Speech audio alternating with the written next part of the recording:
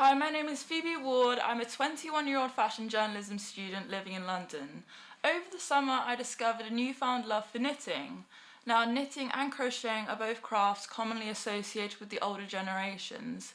However, I've been seeing more and more young people posting their crafts on social media and sharing their stories. And it's got me thinking, why are these traditional crafts becoming more and more associated with Gen Z? Hi, I'm Morgan. I'm 22. I live in London and I'm a knitwear and fashion designer. My grandma knitted, so she kind of taught me, and then I kind of forgot about it. And then during COVID, that's when I kind of picked it up again. I had a lot of free time. I think in recent times there has been a lot of people a lot of younger people picking it up. I think with the rise of social media, Instagram and TikTok and things, people are starting to pick it up, and people, I think, want to make their own clothes. For me, what I am kind of looking into more is as I'm trying to develop my skills and build my kind of brand. I'm really loving kind of really delicate knitted garments, knitted pieces. I love a stripe. I think that I really a lot of when I design, I look at kind of what I like wearing and what I like on other people, and that's kind of where I get kind of a lot of my inspiration. But also I love texture and tactility of materials, so that's kind of where I get. So I think it will come in and out of fashion. I hope it's here to stay. I hope kind of those traditions have become more mainstream, but I also hope that because they're mainstream we don't lose kind of the more history and the more traditional side of it, because a lot of it does come from a lot of generations and passing down skills and traditional kind of so I really do hope that kind of we still have that, even though it's becoming more I hate to say it, but kind of fast fashion brands kind of picking up with it, and I really do hope that we still carry on that craft.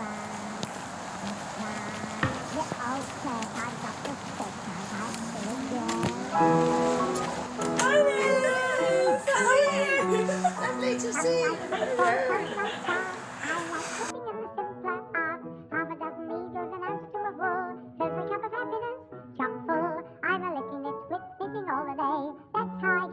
Remember it's Sunday. Here's all the oddballs. Who taught you? Did you learn in school? My granny. Yeah. My granny. I have two sisters, and I think they had to find something for me to do because I was sort of all over the place. Yeah. We lived next door to the churchyard, so great adventure playground at the churchyard. So I was taught in the winter that I could knit. So I'd given short needles. Mm-hmm. I think they were bright yellow, little plastic needles, and some wool. And she used to knit, and so she taught me to knit. And my other nana, everybody knitted in those days. Yeah. And mostly people who'd come through the war, because they knitted for soldiers. They knitted, especially the older people who knitted for socks and things for the people in the trenches and things. Yeah. So it was a thing everybody did. I mean, they make such a thing these days about knitting in public, but in those days people knitted everywhere. Yeah. On the bus, anything. Yeah, I knit on the train. Yeah. Well, if you think you're making socks for your son who's in the army and needs to be warm, then you're going to knit to get them done, aren't you? Yeah. So she taught me, and Nana Scott taught me all the fancy knitting. Nanny Carter, she did what I call plain knitting. Mm-hmm. She just wanted to get it done, you know. Why do you think more younger people are taking up knitting? Because it's creative. Yeah.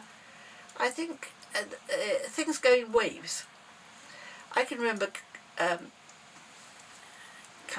Kamitochi, I can't quite remember the name, these little tiny electronic toys when electronics was it, and they were everywhere, these funny little electronic games, and now they're just nobody. You can only do, electronics only do so much, and they do either what somebody's programmed, which isn't your choice, or what you've done, which is a bit boring because it's long and you don't get much reward very quickly. But with craft, you generally get quite a quick result. You put your own energy in and your own imagination, and I think that young people respond to imaginative things that they can control. Yeah. I think in this day and age, nobody feels they can control anything. Yeah, exactly. So I think that it's, although crochet I think is quicker than knitting. I've got some crochet here somewhere for a base for a postbox proper. It is quite quick to crochet something, quicker than knitting it. Yeah. But because of that, again, it's the same thing. That what can you do with a granny square? Yeah. How Other many? than a blanket. Well, you can make a square jacket. Yeah. What was the name of that? Harry Styles. Harry Styles. Yeah. That was granny squares tied together. Anybody could make a granny square, and it's quite easy to make a Harry Styles jacket because it's square or rectangles. And Tom Daly is more imaginative. He uses chunky yarn mostly, I think, so it's quick. But there's nothing wrong with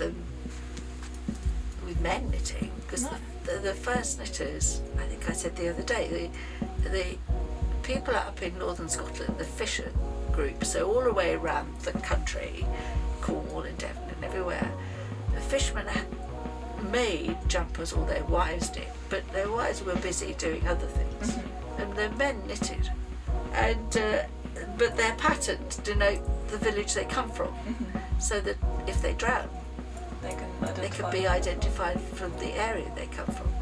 But some of those patterns are incredibly complex, and they're not written down, some of them. One of my pupils had this amazing, beautiful, lacy shawl, absolutely, and I watched it grow, and she said there wasn't a pattern. She'd learned it from her granny, who learned it from her granny, and she was from Ireland, which again is another place for textile. Yeah. So it's, I think it's the reward. You feel a satisfaction. Throughout this journey, I had a chance to meet Liz, a lifelong knitter who's kept the tradition alive, and Morgan, a young designer who's reimagining knitwear for a new generation. Together they show how knitting can be both a cherished tradition and an innovative art form. In the end, knitting isn't just a craft, it's a bridge between generations. It's here to stay because it has something to offer to everyone, whether you're honouring a tradition or pushing boundaries.